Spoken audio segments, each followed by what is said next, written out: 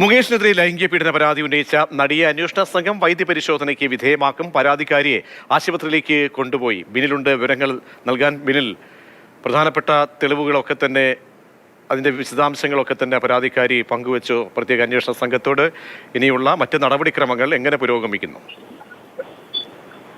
പ്രതീക്ഷ, ഈ കേസിലെ നിയമപരമായ നടപടിക്രമങ്ങളാണ് ഇപ്പോൾ പൂർത്തീകരിക്കുന്നത്. കാരണം പരാതിക്കാരിയുടെ വൈദ്യപരിശോധന ഈ കേസിൽ പ്രധാനപ്പെട്ടതാണ്. അതുകൊണ്ടാണ് ആ വൈദ്യപരിശോധനയ്ക്കായി ഇപ്പോൾ ആശുപത്രിയിൽ എത്തിച്ചിരിക്കുന്നത്. ഇതിനുശേഷം നടിയെ മജിസ്ട്രേറ്റിന് മുന്നിൽ എത്തിച്ച് രഹസ്യമൊഴിയും രേഖപ്പെടുത്തും. ഈ കേസുമായി ബന്ധപ്പെട്ട് വീണ്ടും നടിയുടെ വിശദമായ മൊഴി ഇന്ന് രേഖപ്പെടുത്തിയിരുന്നു.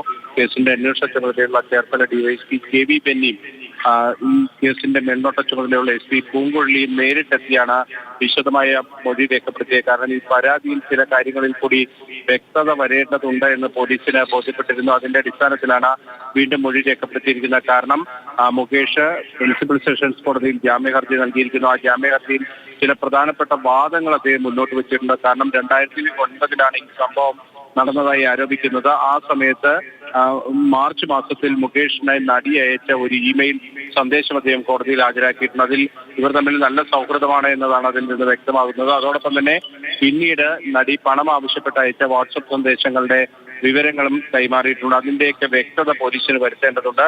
പ്രത്യേകിച്ച് 2-ാം തീയതി ജാമ്യ ഹർജിയിൽ വിശദമായി വാദം കേൾക്കുമ്പോൾ അതെല്ലാം പോലീസിന് കോടതിയിൽ വ്യക്തമാക്കേണ്ടി വരും. അതുകൊണ്ടാണ് പോലീസ് വീണ്ടും മൊഴി രേഖപ്പെടുത്തിയിരിക്കുന്നത്.